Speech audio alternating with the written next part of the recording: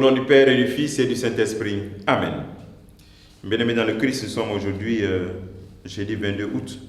Et la parole de Dieu que notre Mère Église nous propose est extraite de l'Évangile de Matthieu, chapitre 22, versets 1 à 14.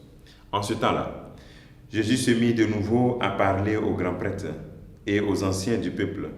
Il leur dit en parabole: le royaume des cieux est comparable à un roi qui célébra les noces de son fils. Il envoya ses serviteurs appeler à la noce les invités, mais ceux-ci ne voulaient pas venir. Il envoya encore d'autres serviteurs dire aux invités: voilà, j'ai préparé mon banquet, mes bœufs et des bêtes grasses sont égorgés. Tout est prêt, venez à la noce.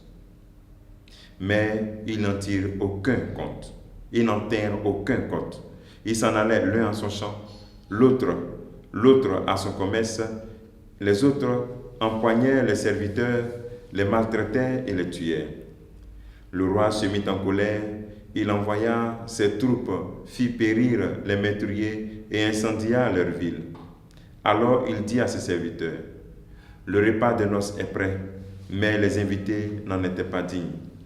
Allez donc aux croisées des chemins. Tous ceux que vous trouverez, invitez-les à la noce. Les serviteurs allèrent sur les chemins, rassemblèrent tous ceux qu'ils trouvèrent, les mauvais comme les bons, à la salle de noces. La salle de noces fut remplie de convives. Le roi entra pour examiner les ouvriers, et là il vit un homme qui ne portait pas le vêtement de noces. Il lui dit: mon ami, comment es-tu entré ici sans avoir le vêtement de noces? L'autre garda silence. Alors le roi dit au serviteur: jetez-le pieds et poings liés dans les ténèbres du dehors. Là, il y aura des pleurs et des grincements dedans, car beaucoup sont appelés et peu sont élus. Acclamons la parole de Dieu.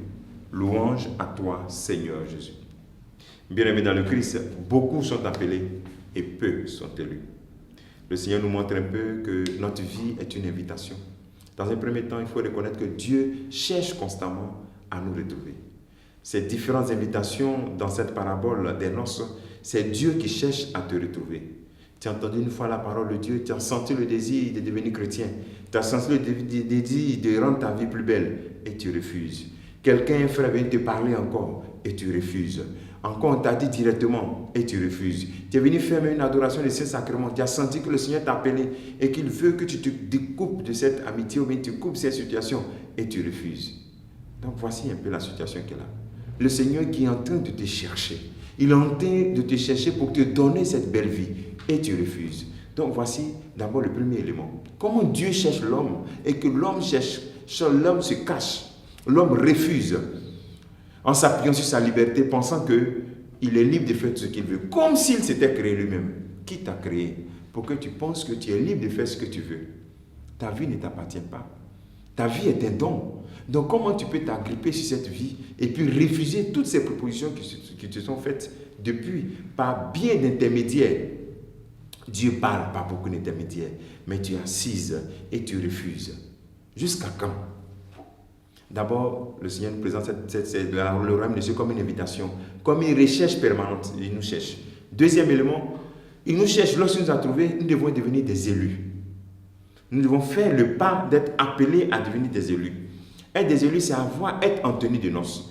Être en tenue de noces, c'est vraiment appliquer totalement ce que le Seigneur nous commande.